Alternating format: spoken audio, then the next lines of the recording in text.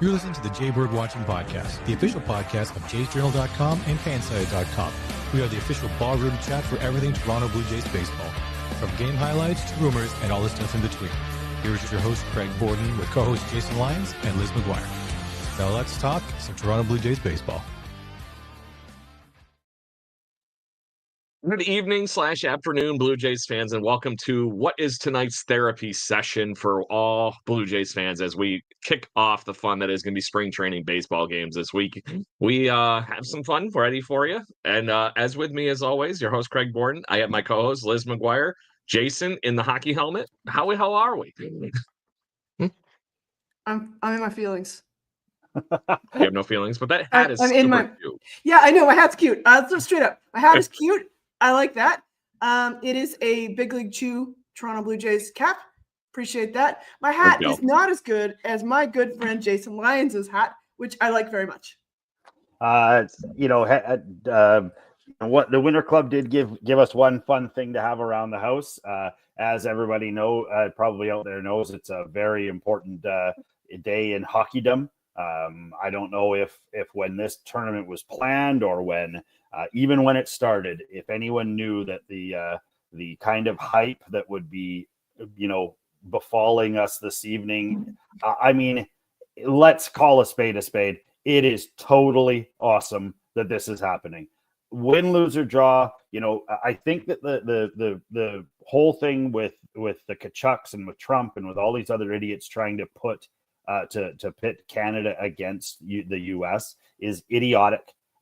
Canada is the greatest hockey nation ever, hands down. It is no argument. There is no scoreboard. There is no nothing. For decades and decades and decades, hockey has been dominated by Canada. Now, let's put things into perspective as well. There's more people in LA than there are in Canada. So it's about time you caught up.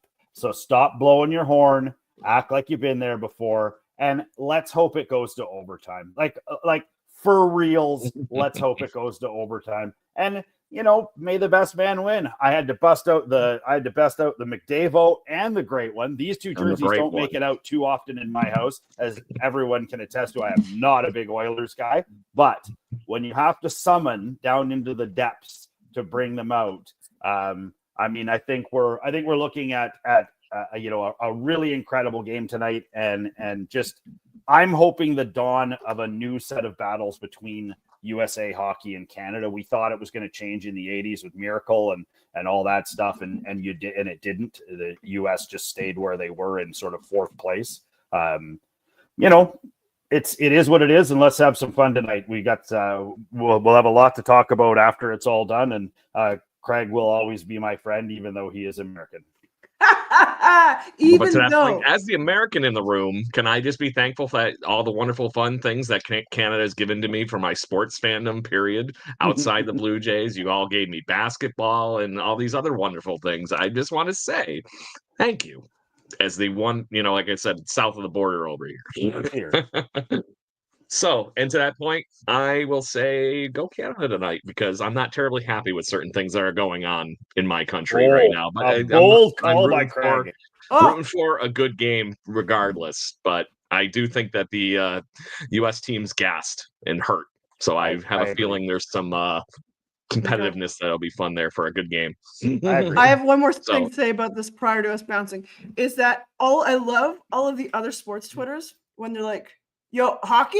Whoa, they're punching. Like, you're just like, yeah, they're punching. Uh-oh. That's like, it's the best. People like basketball fans, baseball fans are like, whoa. Yeah. Unless you see John Roush about to kill John Farrell, that's not about the most you get on a baseball. So, anyways, Blue Jays fans, this is a Blue Jays podcast, I promise, but we are offering tonight the therapeutic couch, so to speak, for all of you in the chat. So make sure you join in. I see 11 of you in the chat already, and a few of you on our Instagram as well. Please filter in, have those questions ready, because obviously we're going to talking about the Vlad situation, the direction of this team, and spring training games actually start on Saturday. So there is real baseball coming. And to that point, there is a few today, but we'll get to that. And so let's just talk about the elephant in the room to start the show. Obviously, the deadline has passed. Our good friend Jamie Campbell was proven slightly wrong, but he was obviously dancing around that grenade last week as well. But to that point, Ross Atkins and Shapiro cannot get the deal done. Vlad Jr. is supposedly not negotiating anymore now that spring training is in full swing. There's a certain level of take that with a grain of salt, as we talked about in the pregame show. But what in the world is going on? Like I mentioned the show name, how the fuck did we get here? Because I think that's the biggest frustration amongst Blue Jays fans. Go ahead, Liz. I think that we got here through fumbling our star player and through hiring a head office that we knew was going to be bad at building a team. And I'm going to take this back a little bit to when Vladdy first debuted as a J. Do you remember the drama kind of around that? And how they had pushed him. They had pushed him, had pushed off his debut so they could have him under team control. But they were saying, no, I would never do that. Yeah. So pushing up the team control mess. There's that he hit the home run in Montreal in the exhibition game as a walk-off. Yep. There was all sorts of fun. Go ahead, Jason. Sorts of things. I mean, I think and I mentioned this to you guys sort of off the when we were warming up. You guys should see our warm up. It's super awesome. We sing show tunes and it's quite a thing. I usually take my shirt off. It's quite anyways. So the big thing for me is I feel like Vladdy and his agent tried to put a gun to the Blue Jays head. Now that gun should have never been brought out. There should have been a deal done a long time ago. It shouldn't even been an issue. And to think that the Blue Jays head office is trying to prove something by showing some sort of spine or backbone or whatever they're trying to do with Vladdy is so strange. I mean, everything that we're reading, even stories up to, like less than an hour ago, on our sister network, Jay's Journal, we've got guys that are writing articles that are saying that things are encouraging because of the way Vladdy keeps talking about it, because he wants to be a Blue Jay for his whole life, because I do believe that. I do believe that Vladdy wants to be a Jay for his life. I do believe that he wants to watch this team build into sort of what they've been hoping it could possibly be. Vladdy played his hand and the Jays didn't flinch. Now that puts both factions in much different states. Vladdy has a year to play. He's either going to play his ass off to try and get a contract somewhere else to validate that. And let's get this straight. Juan Soto is not worth the money that he was paid. Not even close. He has created an impossible benchmark, which we have talked about in the past.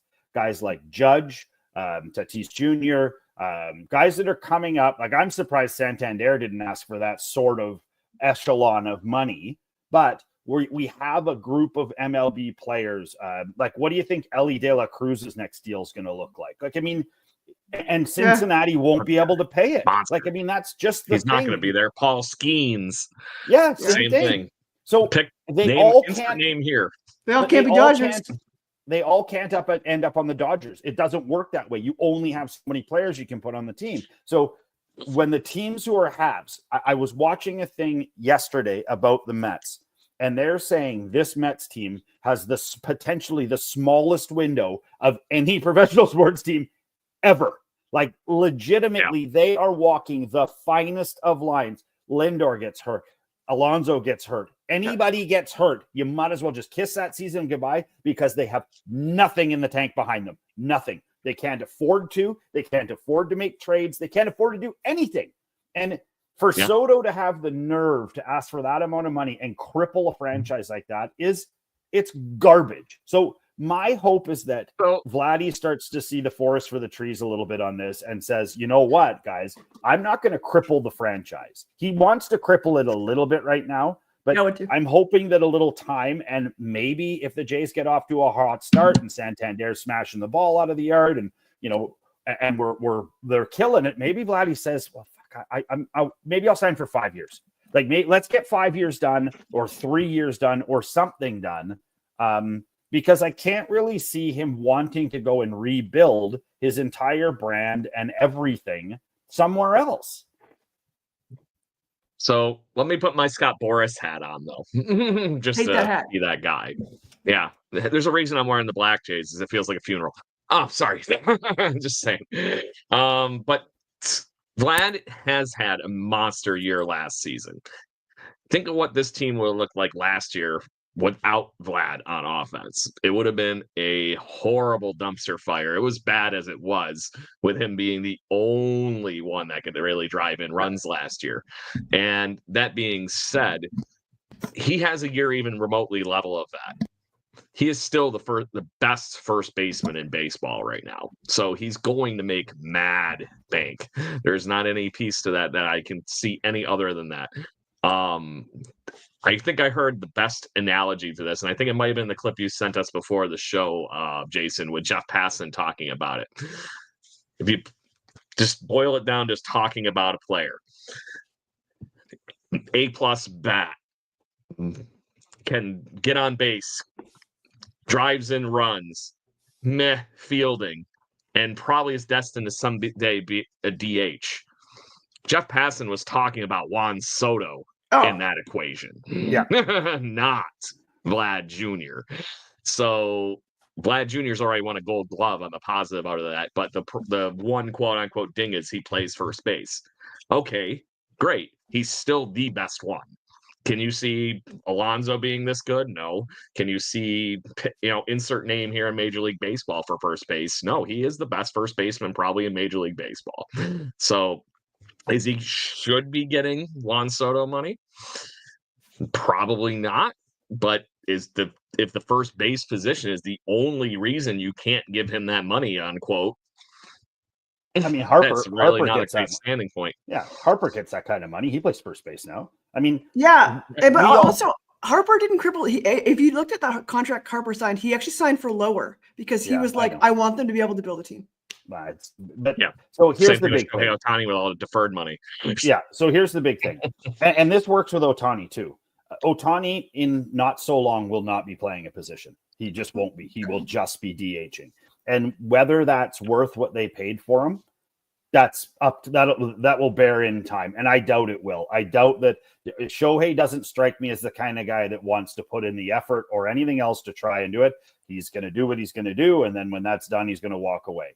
So if anyone's so naive to think that Juan Soto is going to move to first base and play it at an MLB level, you're out of your mind. So he's already a bad outfielder. So what do you do with him when he gets worse, which is the next 2 years? Like, you can't hide in the majors anymore. You can't hide your shittiest guy at second or your shittiest guy in right. It just doesn't work anymore because guys are too good. So, I mean, Vladdy at least has, when we're talking about this number, Vladdy at least has youth and he has the ability, although him and Soto are only a year apart, aren't they? Something like that. I keep thinking that Juan Soto's older, but Vladdy has the ability to play multiple places, at least for a couple of years. He can play one, he can play three, like that gives the Jays options, at least for a couple of years. And then he can move out to pasture and hit DH. So, I mean, that's where they're all going. The end part of these contracts are all DH. There's nobody that's going to be playing the outfield or anything like that at 37, except for KK and Springer. And we seem to have them both. Case in point. Mike Trout is playing right field officially this year. Really? Official from Mike Trout as of yesterday. That was a rumor, but it sounds like Mike Trout is finally going to give up playing center field so he can hope to play every day. Does this sound like an outfielder we have? Just saying, maybe, kind of, sort of. It does. And I hope our outfielder doesn't hit leadoff anymore. There's that. Oh, so I think we got a lot. Make sure I give a shout out where shout outs are due because we have, Misha's in the categories. Glad you're with us as always, but obviously chiming in and saying Juan Soto is not worth Juan Soto money, which is the other part of the quote. So good stuff. But I think the biggest question here is they could have done this contract for years. So what in the world was the Atkins-Shapiro regime thinking when they could have done this year? There was an opportunity for them to do the Fernando Tatis model with the Padres. Just get this done. Get it over with. Get him on the books. And if they did that back when, that would have been before his near MVP season. So, guys, it's not just the fact that we failed, this Monday. It's a continual trend for this front office. I think so. Part of me thinks maybe they don't like him. Or maybe that's their style, is like they're not cuddly to him, and we saw it at the press conference right at the end of last season where they're like, yeah, the generational talent question. And I get that you have to hold your cards back. But like I said then, they could have spun it in a way that's like, we think Vladimir Guerrero is a generational talent, yes, and we look forward to negotiating with him in the offseason to keep him here. Bam, you spin it. They didn't even try that hard. They seem so arrogant in their approach that I feel like I don't know the amount of money. There is the rumor that Ortiz put out of the amount of money, which was like how much? $585. And I feel like I worry with this front office that they have what they think he should take, and they won't bend on it. And they have such hubris and such arrogance about them that I really worry about that is the reason we're not signing him. Because, I don't know, they're never going to pimp him out like, that's our star, this is our guy, let's go. And I also think that's our guy. And I also think that, like, they just said something that really bothered me when they were like, yeah, we offered him record amount of money. And somebody asked, like, well, like, whose record? And they were like, the Jays record, which was George Springer like 6 years ago. So I don't know. I hate these dudes. So the biggest catch, I think, is that it's very telling for this offseason, the last offseason, and so on and so forth. We quote unquote missed out on people that hadn't played in Toronto. You had the guy that played in Toronto, and you still are fucking this up. Yeah. For me, I think a lot of this is coming down to the fact that both Atkins and Shapiro, even though they both played baseball at some level, strike me as being two dudes that just don't love the game at all. They don't seem to have any passion for it, any love for it. Their interviews, they look like zombies. Like, I mean, it's two of the most uninspiring people I've ever watched talk about pretty much anything. Like, it's to the level where you have to wonder. I mean, obviously they're getting paid to do a job, but why show up? Like, why even show up and just keep ruining things? Like, the more that you put back onto, the bullshit parts of oh, they don't want to play in Canada, or, we just couldn't get it done. It's crap. It's all crap. Like, most of these guys don't really care where they play other than taxes. That's one of their biggest drivers is taxes. Do I have to pay 46% tax in Toronto, or can I go play in Southern California and play 12, or go to Florida and pay 9? They suck in California and they suck here in New York. Just saying. And those are where everybody seems to want to go. It's the paying New York tax. It sucks. The thing for me is that I can't. I used to be able to see a bit of vision, and for the last 3 seasons, I see no vision. I can't imagine what the meetings go like when they walk in and sit down with the powers that be at Rogers, where they're like, guys, what is going on here? And you're like, oh, we got a plan. What is it? Is it to spend the maximum amount of dollars you can possibly spend to look as terrible as possible? Because that's what we're doing. We're a high spend team that doesn't do shit. And so what you've got is this huge gap that's been created based on a rabid fan group. Like, look at the Seattle Mariners. The Seattle Mariners have a decent fan following. They have their fans seem to be getting hungrier as the Mariners get a little bit better. But the Mariners seem to be able to be putting in the time, the effort, and the work to not only bring in players that are making the Mariners better, but they're also addressing, and I get to see it because I get to see them on TV, their ownership is addressing issues when they happen.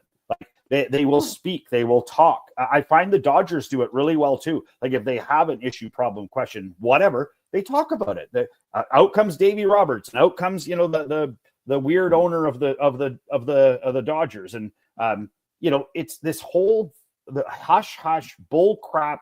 They come out like the groundhog if they see their shadow to do an interview. They won't do interviews with most. They hand pick the journalists that they'll do their interviews with, and this is what we get. We get this. We get a half-ass team that we've spent a ton of money on. And I mean, can any of the three of us on it, or anyone who's out there listening, can anyone say that this team even with Vladdy, is good enough to beat the Dodgers? No, I don't think so. Not even close. Are they good enough No. to beat the Yankees? Maybe. Sometimes. I mean, Sometimes. you know, 50-50. You know, but start picking teams that are going to be in the hunt this year. And are they good enough to beat them? No. I mean, the Oakland A's are fine being that way. The Guardians are fine being that way. They know they're not going to be there. But the teams who are there and putting in the effort, the Baltimores, now the Red Sox, holy crap, the Red Sox want to win, man. They are going, I think Bregman was a terrible pickup, but they want to win. I think that Bregman was a pickup, though. Well, not to mention the drama that's causing. Yeah, Devers. And why would you? Devers has been really good soldier. Anyways, I mean, I think that's, like, it just speaks to Shapiro and Atkins just not really caring about the on-field product. And they'd rather show the shiny stuff that happened in the stadium. Their thought is that the fans are just as happy to go and sit in a more comfy seat or have a salted peppermint margarita or whatever the hell they serve at the weird places. And Hey, Liz enjoys those margaritas. I do. They're like $15, and they get so blitzed I don't notice the team on the field. I'd rather have Vladdy and a Miller Lite, I can't say that anymore because the Canadian can't. A Molson Canadian and a hot dog, So I don't know. Yeah, I agree. I also think there's a lot of times I see people saying like, hey guys, like the ownership did this, so obviously this is going to happen, right? Like with the Miles Straw signing or other signings, and you're like, nah, I don't know what they're doing, and I don't try to impart logic on their actions. They do. I just don't. And I don't think they have a vision. That's it. Like I'm just going to echo what Jason said and what I've been screaming all year. They care about cup holders and they do not care about the product on the field. When they did their press conference end of season, somebody asked Shapiro, hey, so the season was a failure. And he was like, oh, you mean like the on-field stuff? The on-field stuff is extra to him. What his priority is fan experience. Now, I can't afford those seats. You can't either, I'm assuming. And when you look we're on the show together. And when you look at the television view, you see empty seats.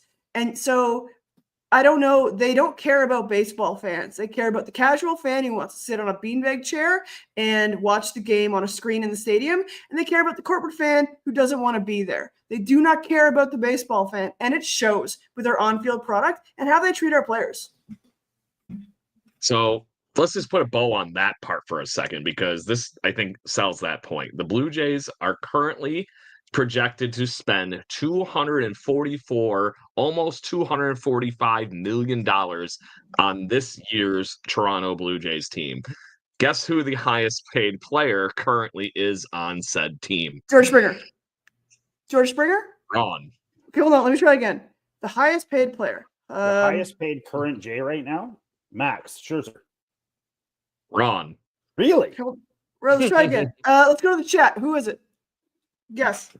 So right now it is actually post his final arbitration hearing. Vlad Guerrero. Oh, Jr. Yeah. Okay. Okay. Yeah. All right. That makes sense. I'm like, that makes sense to me. 28.5. What have we been talking about for a yearly annual value? How far is that really that different? You're already paying him almost $30 million a season anyways. If he is your franchise fucking guy, give him whatever it takes to be in Toronto when you're already paying him that kind of money. And then just remember this. After this season, George Springer, his $24 million off the books. Yeah. Kevin Gossman, $23 million off the books. Chris Bassett, $23 million off the books. Hey, what are we doing? I don't know. I have a question. Jason, your boys, how are you going to feel when you look them in their faces and say the Jays have traded Vladdy to the Yankees? Well, I mean, I think the more important thing is, and I don't want this to sound in any way, charged, but it should be less important what my kids think about it and more important about a couple of kids that maybe are of Dominican or Cuban or, and it's not to say that someone that's white shouldn't be just as proud or electric about Vladdy, but and my kids love Vladdy. It's not a matter of that. But I think that what this speaks to, because Toronto is a very diverse city, it has a lot of community that is outside of the regular, white general so I think one of the big things is we have to realize that Vladdy speaks to an audience that is not, is not spoken for a ton, especially when you're talking about Canada. You really don't see that. Like, even with our pro soccer players and stuff like that, the majority of them are European rather than from the Latin American countries. And I mean, hockey is the other dominant. And I mean, what is there? One Latin player in the whole league, and he plays in Dallas. So, I mean, it's one of those things where I feel like, and it's a great question, Liz, and my kids, I would be disappointed to say it to them. They would be like shocked to hear it.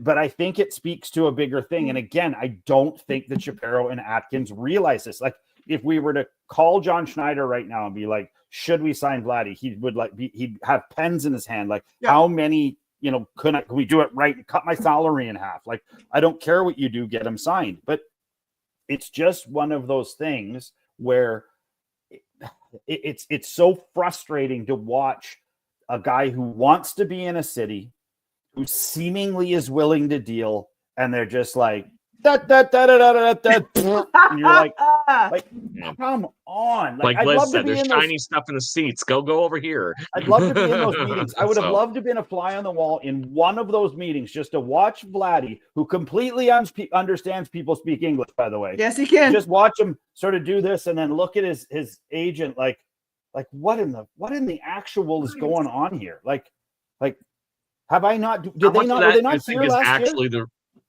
How much do you think of that is actually the problem here? Why Vladdy just is like, nope, I got my number. You hit it or not? Yeah, I also going to put up a comment. I don't know if I can't how to do this. Did I do it? Yeah. You got it. All right. Like, arbitration hurts, man. I remember like it's bad. It's a bad time. And they screwed. I remember Stroman. I remember Stroman going and he through won it. And both of them. Stroman lost his, and he was so upset, and I was like kind of smirky about it. But like, it's bad. It's never good. You want to avoid it. Just avoid it. It's bad news. Anyway. Let's click off of it and it'll go away. But so I got a couple other ones that I got to show up here. But the problem on that whole thing is the one that they actually went to arbitration with Vladdy was like over for like $1 million. Yeah. There was a difference between him showing up and having a great time, and then he won it anyways. Mm-hmm. So you just pissed him off. Aired all the dirty laundry just to get a screw you by the Major League Baseball arbitrator anyways. So I have, it's interesting. I have a slight insight on this that is possibly a different angle than everyone else. My ex brother-in-law was a NHL hockey player, and he went to arbitration twice in his career. And it was funny because he was a guy who kind of, he was a very, he didn't like his coaches. He didn't like management. He thought everyone was trying to hold him down and all this other stuff. And then when he went to arbitration and they sat down and they sort of laid it out, and they say all these sort of negative, but probably true things about you. He said he had a couple of real, like, come to Jesus moments where he was like, yeah, you're right. I probably don't back check as hard as I could, or, I probably don't work as hard as practice as I do. And yeah, I probably did show up hungover 6 or 7 times. And, you don't really notice until they put the spotlight on you. And, it can be revealing. And some guys have gone to arbitration and just been like, I'm going to fix all that. They come out and you're like, wow, who is that dude? Like, you're like, so on that note, is that the right venue for that conversation though? I don't know. That would be my only argument. I mean, the only way you could fix it is the arbitrator could make the decision previous to the argument, and then they could say, we're going to award your player the money. Now let's talk turkey. We don't want a whole negative. We don't want you running down, his stats and what he didn't do and all the rest of it. Let's talk about the positives and what he can do to get the deal signed next year. And I mean, they don't do that because it's money, and money is, the thing that crushes everything. And I mean, it's one of those things where the opportunity is there. And I mean, unfortunately, and I know we've got Leafs fans out there, Leafs fans, you guys are going to run into the exact same thing coming. There is a freight train coming at the Maple Leafs. And if the Leafs don't have success this year, that freight train is going to blow that team up. And guys like Matthews and Marner, like studs, aren't going to want to stay, and they'll be out of there as fast as they can go. And, you know, this city could get real fragile in the next couple of years, you know, if you lose a couple of major sporting guys and don't have players to back them up. You know, I can't say that I cheer for the Leafs, but I do feel bad when a city that's that passionate about sports can't get a title except for a CFL title, which, I mean, is what it is, unfortunately, at the moment. But I got to get some other comments up here because we have 100 people live in the chat, and we appreciate all of you being here and venting with us and having some good fun, I guess, around this whole thing. But CC's on fire in our chat, so I got to show another one from her or him. I'm not sure. Just like the mobile bill, paying through the teeth for a disappointment and being blamed for it. Is it weird that I hope that this CC is the guitar player from Poison? Is that I wish that it was, but I know it's my best friend Corey, who one time he gifted me a bass boat, and I will tell you something. Thank you for the boat, but there's no such thing as a free boat. You know what, Liz? You put the ass in bass. There we go. Hey, hey, there it is. Mish is calling the Los Angeles Dodgers the LA Deferrals. That was a good one. There's a couple other ones in here. Where was it? Basically, there's a bunch of people also chiming in that Shapiro had the same problem of how he couldn't evaluate talent in Cleveland. Is that true? That is true, right? That is true. Like, it's like when they came here, do you guys remember how it was a sad time? How like nobody wanted that? Mm-hmm. We also have Mish trying to say no to Yankees for the Vlad thing, and she's going to rage throw everything. So there it is. Totally in agreement. Yep. Not to mention just picturing him in a Yankee uniform like somebody did on Twitter today, like this woman is saying, not cute. Gross. But he's in his feelings. He's in his feelings. Yeah. It is what it is. So anyway, I'm gonna drink my feelings and just be like that. So it is what it is. Now, on a positive, and I don't want to take a full left turn. We can still talk about Vladdy and all the rest of it. Did you guys see the footage from spring training? And I'm not sure if Schneider has eaten everything, but if he did, he packed it all into his biceps. My God! Oh my God! Like, thank you. I noticed he looks like a joke. He looks like a joke muscle man. Yeah, he looks like, because he's got the mustache and he's kind of small. I must have missed that. He looks like literally like stretching out of the shirt. Like he looks like he skipped leg day for about 4 months and hit bicep. Like true. Crushed bicep. He crushed him because his proportions are weird now, right? Weird. Yeah. Yeah. Varsho looked good. He's slinging the bat. Yeah. A lot. I mean, I like the fact that I don't love the fact that there's kind of like a Bo Bichette watch on right now. Like they were like, Bo hit a home run off of life. I'm like, come on, guys. Come on. It's the first day. Like, let's lay off. Let's talk Barger. Yeah. So Barger, he like is so hunky and like that's cool. But we'll talk about like he's hunky in a way where I'm worried about his mobility. And I always worry about Barger's mobility. There's a picture of him running and his pecs are gunning through his shirt. And like he's jacked. This guy is jacked. He's always been a big dude. I know he's a big dude. I made a joke on Reddit. Other people chiming in on your Barger front. Yeah, I made a joke on Reddit about how I hope that my boy Barger hasn't been taking fertility treatments. Love a good fert treatment. He's jacked. Yeah, there you go.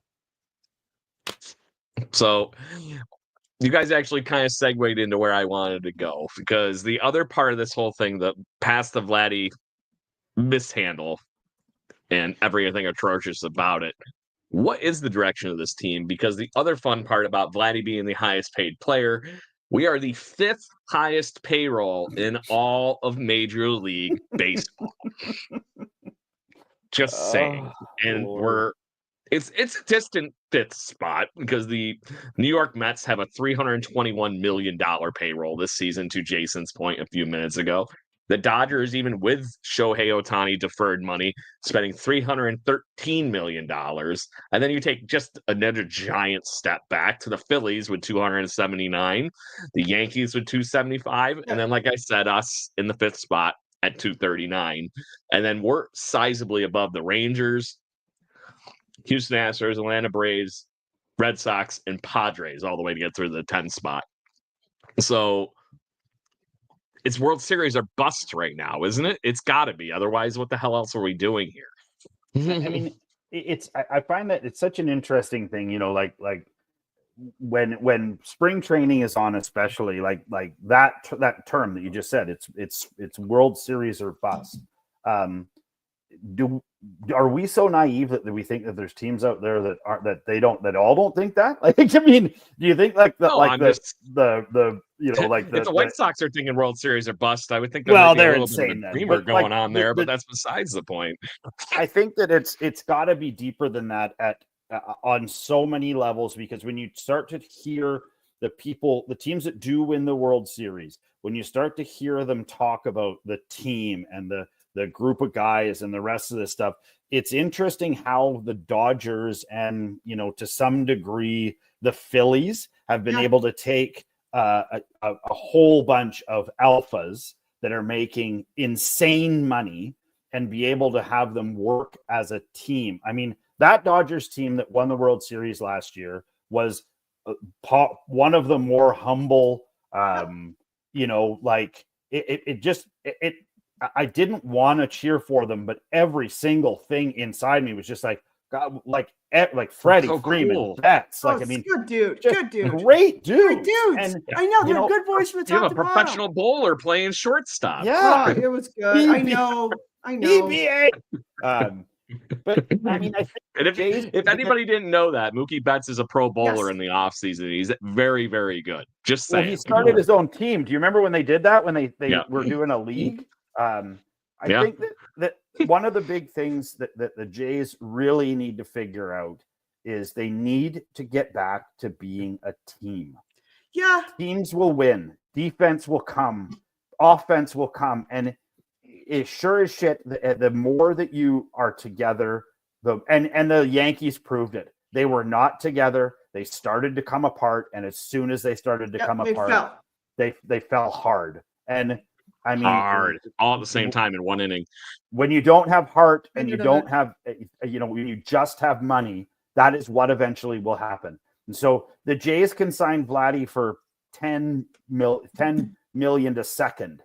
It won't change unless Vladdy starts to turn the corner on being a full-on team guy and these guys buying in to being more of a team. When was the last time you felt like we had a team? Because, like, yeah, I agree. Because, like, it felt like we haven't had team cohesion in a while. Like, no, not years. Like the Donaldson, Taz, Goins, that kind of. They had a team. They had a team that respected each other and laid down and died for each other. And I haven't seen that from the Blue Jays, which is interesting because I feel like Cleveland's had it a couple of times, and there's been, like the Twins. When the Twins beat the Jays, they were a team. They were a team. They played together. They were going to roll through whoever got in front of them until they hit somebody way better. The most teamiest team in chemistry level that last year to me was the Milwaukee Brewers. Yes. Oh, I love watching the Brewers. They were predicted to do nothing last year, and they were very teamy, like you said, you know. And they proved the world wrong. And the next team that I would say is a close second to that is the Detroit Tigers last year. All those kids came from the minor league system together and locked it down. I just think it's hilarious that Javi Baez showed up for spring training. Just saying. Yeah, you gotta love the plucky spirit. Team this year, I'm making $9 billion a year. It's he probably left a gear bag there or something last year and just had to come pick it up. He's probably got keys to like 3 Maseratis in one of the bags, and his wife was like, "Where are the Maserati keys?" God. He's like, they're all in Florida. Let them in Lakeland.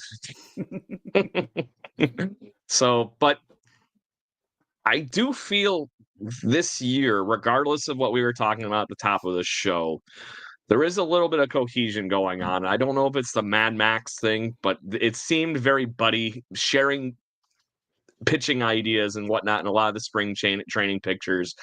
There seems like there's a little bit more ribbing going on, which is always a good thing in my opinion, and especially for a baseball team. You know, some of the pictures and videos and everything I've seen, it seems a little bit more gelled a little bit. I don't know, but it's a feeling I have. Maybe it's just the fact that Liz is already sending me weird Barger pictures with his monster packs. Put it up. Oh my God. I'm working on it. I can't get the messenger up quick enough on my computer. I do want to kind of turn it a little bit. I talk about things that we're excited about. Sorry, Craig, I'm going rogue. Yes. What are we excited about? Because come on, guys. Baseball is awesome. I always say baseball is magic, and we participate in the church of baseball. You show up. You're often disappointed, but you keep showing up.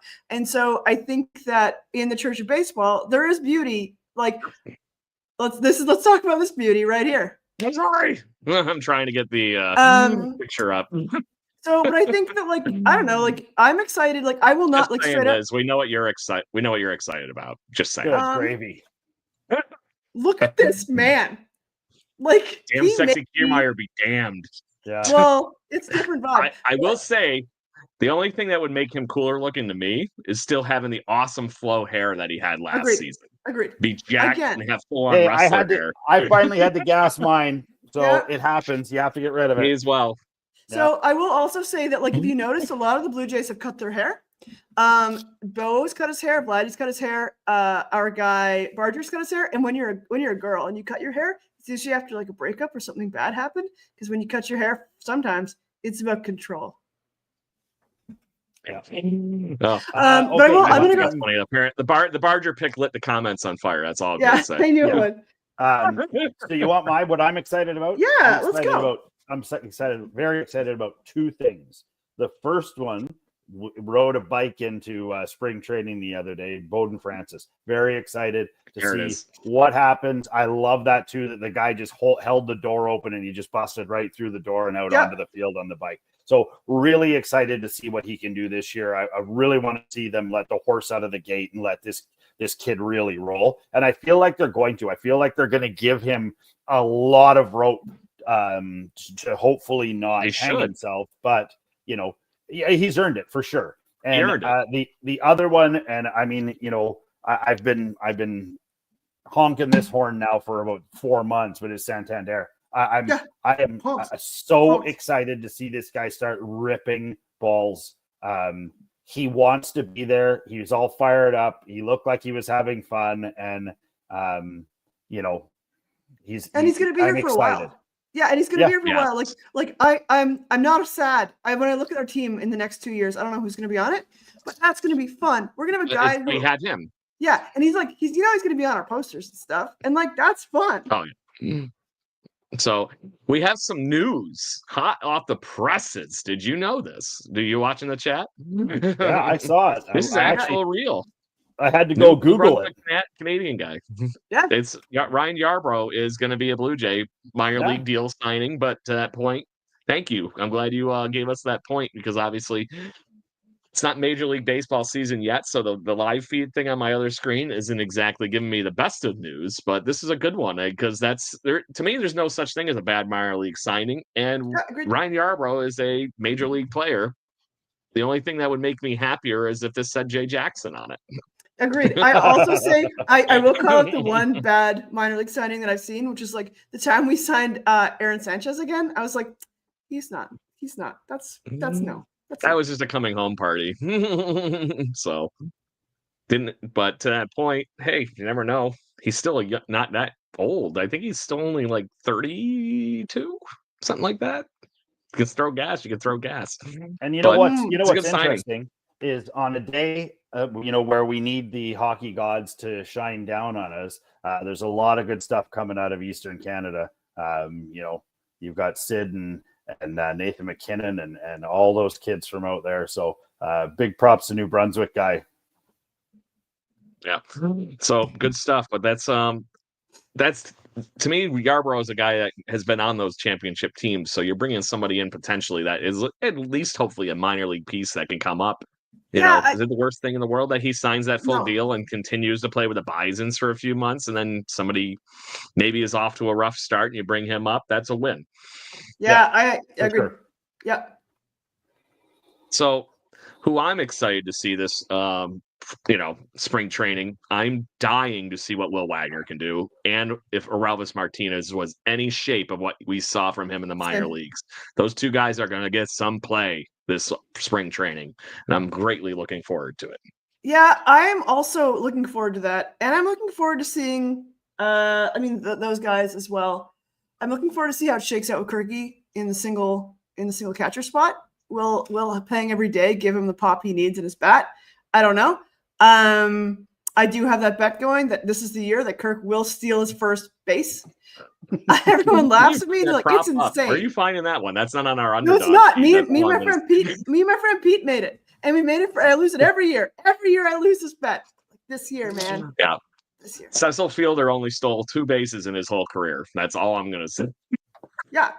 And I got laughed at it. But you know what? Also, I'm excited, guys. I'm excited to see my friends at the ballpark, which is cheesy, I know, but we're not going to opening day this year. I've decided that I don't want to support on opening day because I just don't agree with these logics and spending. I think it's bad fiscal responsibility to give these people my money at this point.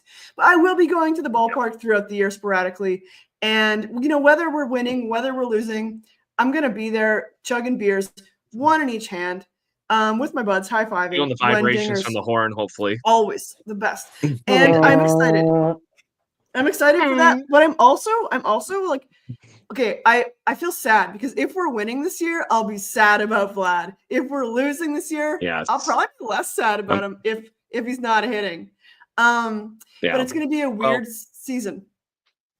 I don't want to dive down this avenue, but let's say the team does get off to a rough start. How fast does this team get torn down would be my bigger question. Because I mentioned some really big players there at the beginning of the show when I was talking about who's on the contract list.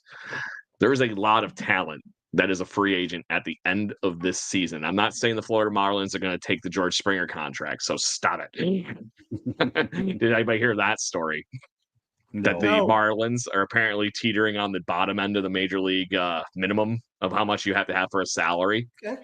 And the quickest way to get over that line, everybody has been goofing around on, X and Twitter. Just give him George Springer. He'll push him right over the. Yep. They will. It will. I will. I mean, I don't know. How's mean? That's mean, though. I feel like, and you know what? He could, I don't know. Because I still think if we're a winning team, I think he's a piece of it. Springer could be a good DH if he decides to hit. Yeah. And he can catch the ball. So he can catch the ball. Springer can catch the ball, right? Yeah, he can. He's a good right fielder. I can't complain. So, to that point, I do think we have a team. I really, really, really do. The problem is, like I said, there is a shit or get off the pot clock on this season. I don't know, but and I don't know when that is. And the biggest thing that scares the living piss out of me is that these idiots that fuck this team over are still the ones that'll be on that play button come that time. No, well, I mean maybe, but their contracts are up after the end of this year, right? Atkins, yes. Shapiro, no. No, I thought both of them. I thought Shapiro had one more year. I don't see them getting their comeuppance. I just don't. Yeah. Shapiro. So on that note, has anybody seen if we have a starter name for Saturday yet? Because Saturday is the first game. The starter for the first game is Max Scherzer. No way. There you go. Or is it Thursday's game? It's one of them. I thought it was Thursday. No. Say it's Thursday, guy. What did it say? I saw the article when I was looking. Blue Jays announced early spring training starters. Scherzer to pitch Tuesday. Yeah, there you go. So they haven't announced anybody for early here. Oh, here Saturday versus the Yankees is Easton Lucas. Okay. Sunday at Boston is Yayrod, followed by Jake Bloss. Monday is Bowden Francis. Tuesday is Max Scherzer, followed by Jose Barrios. Yep. There you go. I'm looking forward to seeing what Jake Bloss can do. I'm not just saying that because at my side job at We the Hobby for doing baseball cards, I've seen 9,000 Jake Bloss cards. And the other thing is, I think Michelle put into the chat there a little bit back that the Jays have actually Adam Mako is hurt. He's getting arthroscopic knee surgery. We got him in the Mariners deal with Swanson. He was a beast in the minors. Yeah, so he's hurt. So yay. Yeah. So I don't have an exact number in front of me, but he signed. Shapiro signed a 5-year extension on October 31st, 2015. Good God. So that doesn't seem right. No, that doesn't. No, that's his original signing. So when was this article done? 2020. Yeah, this article was done on 2021, 5-year extension. So that would put it to next year. Ugh, scary, but I know Atkins is on allegedly this year. So, and I don't know what the hell island you would have to be on to fucking extend that idiot, but that's besides the point. Oh, sorry, did I say that out loud? That said the quiet part. It sounds right out loud. But anyways, is there anything the two of you would like to chit chat on before we wrap the show? Other than I got one other silly one here I want to talk about. No, what do you got? I got nothing. Jason, you got something? Yeah, I got nothing. So have you seen the pictures of Vladdy this spring? Oh my God, yeah. Shaved head and all that Honest. stuff. He looks big. He looks like he is in the best shape of his life. Like, so I've never seen him more lean, more and burly. They had a video of these like guys, YouTube guys working out with him, and Vladdy and Teo's there too. And Vladdy's just killing them. Like he's killing them. But I will say I have a question for people with bodies. Okay. Hi, people with bodies, mostly of the male sort. When you change your body like that, right? Like when you get bigger in a kind of way, like Barger or Schneider, does it change how you play and how you feel on the field? I mean, I as ripped as I am, I think that definitely. Like Schneider's biceps. I mean, Barger has always had big arms, and it definitely, like anything to the center of your body, obviously is affecting that. Schneider is so big right now. Like it's actually a little bizarro how big he is, and of course that affects your anything coming forward. So with him being an infielder, anything where he's pushing down onto the ground, he's not a tall guy to begin with, so he's packing a lot into that. I think that what you will probably see is the guys tend to lean out a little bit after sort of month one when you've been on the road, you've been eating steaks and drinking red wine and that kind of stuff. So he'll probably mellow out a little bit size wise, and you want to come into camp probably in the best shape you can possibly be in. The amount of morphing that you do from day one of training camp to the last day of the season is insane. Like it'd be awesome. Bautista said that. Yeah, to see like the guys in TC and then see them at the very end of the year. And I mean, there's obviously guys that are specimens. I mean, Barger's always been a big dude, but I do think it will affect. Like Ricky Henderson proved, it never made him slower. Like Ricky was always like very big and very big biceps and big forearms. And you have to almost train your hands to go to different places. And I mean, you're trying to get around on a ball a little bit harder, and you've got bigger pecs getting in the way, and that kind of stuff. Mechanics. So, a little bit, I will say there is something to the act of being in that kind of physical peak shape that the recovery is that much easier. You know what I mean? You get beaten up for 9 innings, and then you go do what you do. If you're in that kind of physical, peak performance, I'll say, that next day doesn't hurt as bad. The problem is when you get beat up for, in baseball, 6 days a week, 14 days in a row, whatever it is, you need to be in that, I'll say shape. Just to say people like David Wells is, a dying breed in baseball. You don't have Boomer anymore. I think we have a wonderful summary of the Vlad thing here in the comments, and he's lost the boyish vibe. He's morphed into his dad. Good for him. Because his dad was just longer. His dad didn't use batting gloves. Yeah, he was longer though, Vladdy Sr. Yeah. But like, I will say this one more thing about Vladdy is he was like, my priority is to go to a winning team. My dad never won a ring, and I want to win a ring and give it to my dad. Which spooks me, but like again, echoing Jason's comment, if we give him the money he wants, he'll stay. Yes, and to that point, I think you pay that kind of money to keep Vlad in Toronto. You damn well better build a team around him. Is the other part, and the quickest way to build this team properly would be dump a couple of morons and an analytics department, start from scratch, and maybe draft some people that can fucking play baseball. Just throwing that out there. I will want to mention one other thing, and I don't know if you guys have seen it or not, but it's no blocking the base rule is the dumbest thing I've ever seen in my life. It is absolutely ridiculous. Like if your foot is blocking the base in any way, half an inch, half a centimeter of blocking, the runner is safe. And it's like, it's so stupid. There's 2 calls in the game the other day. It was an inter squad, and it's like the guy's being thrown out by 8 feet, and he's safe because the shortstop comes across and blocks that much of the base with his foot. It's idiotic. Yeah. Is there not? There should be. Okay, it's not baseball. No, there should be something about like predatory blocking. Yeah, I mean you can block a little bit. I am excited about the robo ump though. Oh my god, I'm so excited. Today. Did you see it? Yeah. I'm so excited. Excited. I've seen that work for 2 years straight here in AAA level in Rochester, New York. And it has been a godsend, especially, it's not something you get to do. It's just like football or, the challenges for your actual replay stuff.